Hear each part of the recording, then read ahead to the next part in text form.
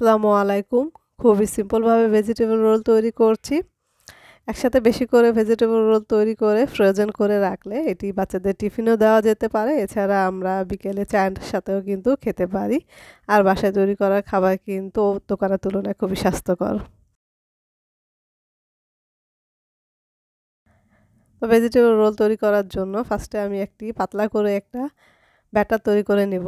আর এজন্য আমি 1.5 কাপ আটা নিলাম, সাথে সামান্য পরিমাণ লবণ দিলাম, দিয়ে দিচ্ছি একটি ডিম। সমস্ত উপকরণগুলো একটু মিশিয়ে নিচ্ছি। আটা বা ময়দা দুটো দিয়ে তৈরি করা যাবে। তো অল্প অল্প করে পানি দিচ্ছি। একটু পাতলা করে একটি ব্যাটার তৈরি করতে হবে। আমরা যেরকমভাবে পাটিসাপটা পিঠা তৈরি করি তার চেয়েও কিন্তু একটু পাতলা করতে হবে। তো আমার ব্যাটারটা রেডি। তো এটাকে আমি এখন ঢাকনা দিয়ে ঢেকে একটি সাইডে রেখে দেব কিছুক্ষণের জন্য। আর এখন আমি ভেজিটেবলটা তৈরি করে নিচ্ছি। এখানে কয়েক রকম ভেজিটেবল নিয়েছি: বাঁধাকপি, গাজর, মটরশুঁটি, পেঁয়াজ। এছাড়া এখানে কিন্তু বটবটিও নেওয়া যাবে, তবে এখন কিন্তু বাঁধাকপি, গাজর এগুলো কিন্তু খুবই অ্যাভেলেবেল। ফ্রাই প্যানে কিছুটা তেল দিয়ে দিচ্ছি। দিয়ে দিচ্ছি ফার্স্টে পেঁয়াজগুলো, একটু নেড়ে চেড়ে নিচ্ছি। এখন সমস্ত সবজিগুলো দিয়ে দিচ্ছি। চুলা আঁচটা মিডিয়াম রেখেছি, কোনো ঢাকনা দিয়ে ঢাকার প্রয়োজন নেই। আর খুব বেশি নরম করে কিন্তু রান্না করা যাবে না। সবজিগুলো মিশিয়ে নিচ্ছি আমি। আর এখন দিয়ে দিচ্ছি সয়া সস। সয়া সসে কিন্তু লবণ থাকে, তো এখানে চাইলে সামান্য পরিমাণ লবণ দেওয়া যাবে, আবার না দিলেও চলবে।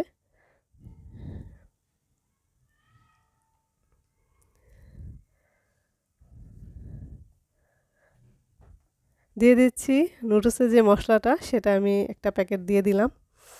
এটা একটু স্বাদ বাড়াবে সবজিটার।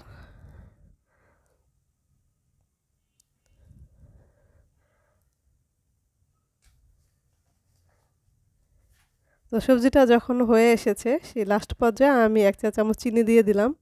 দিয়ে দিলাম টমেটো সস।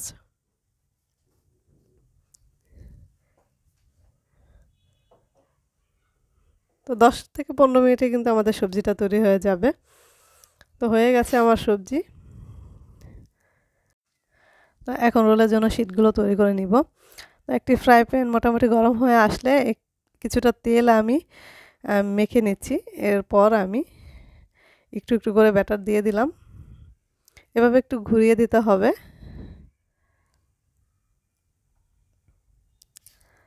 তো যখন এটা সিদ্ধ হয়ে যাবে, এ পর্যায়ে আমরা নামিয়ে ফেলব। পাতলা পাতলা করে এরকম তৈরি করে নিতে হবে। তো একটি ভাজা হয়ে গেলে আমি আরেকটা দিয়ে দিচ্ছি। এর আগে কিন্তু আবার একটু মুছে নিলাম তেল দিয়ে। আর এটা হতে কিন্তু খুব বেশি সময় লাগে না। যখন কালারটা চেঞ্জ হয়ে যাবে তখনই কিন্তু এটা নামিয়ে ফেলতে হবে। যেহেতু শীটগুলো পাতলা, খুব বেশি নাড়াচাড়ার প্রয়োজন নেই, নয়তো কিন্তু ভেঙে যাওয়ার সম্ভাবনা থাকবে। একটা সাইড উল্টিয়ে দিলেও চলবে, এছাড়া না দিলেও কিন্তু চলবে।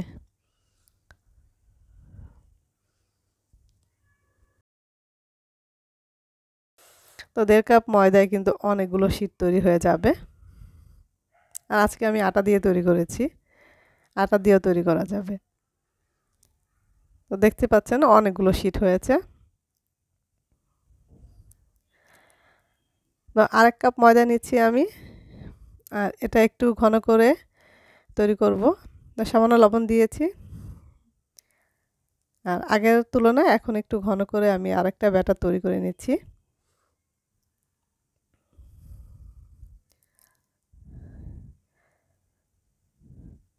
তো ব্যাটারটা তৈরি হয়ে গেছে। তো এখন আমি রোলগুলো তৈরি করে ফেলবো। তো আমাদের লাগছে ব্রেড গাম। ব্রেড গামটা আমার ঘরে তৈরি করা। তো একটা শীট নিয়ে নিলাম আর রান্না করা ভেজিটেবলটা দিয়ে দিচ্ছি।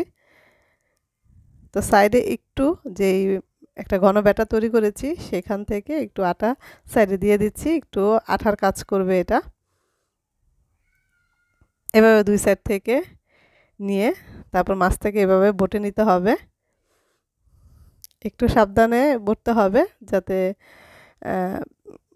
খুব সুন্দরভাবে এটা তৈরি হয়ে যায়। তো এখন আমি এই ব্যাটারে ডুবিয়ে নিচ্ছি। এরপর দিয়ে দিচ্ছি ব্রেড গামে ভালোভাবে মুড়িয়ে নিচ্ছি। তৈরি হয়ে গেল একটি ভেজিটেবল রোল। তো সেম প্রসেসে আমি অনেকগুলো ভেজিটেবল রোল তৈরি করে নিয়েছি, দেখতে পাচ্ছেন অনেকগুলো তৈরি হয়ে গেছে। তো আমি এগুলো ফ্রোজেন করে রেখে দেব, সবগুলো ভাজবো না। এখানে আমি 3টি ভেজে নিচ্ছি দেখানোর জন্য যে কেমন হলো ভাজার পর, আর বাকিগুলো আমি কিন্তু ডিপ ফ্রিজে রেখে দিয়েছি। এই তো তৈরি হয়ে গেল মজার ভেজিটেবল রোল। তো রেসিপিটি যদি ভালো লেগে থাকে আমার চ্যানেলটিকে সাবস্ক্রাইব করে পাশে থাকবেন। সবাই ভালো থাকবেন। আল্লাহ হাফেজ।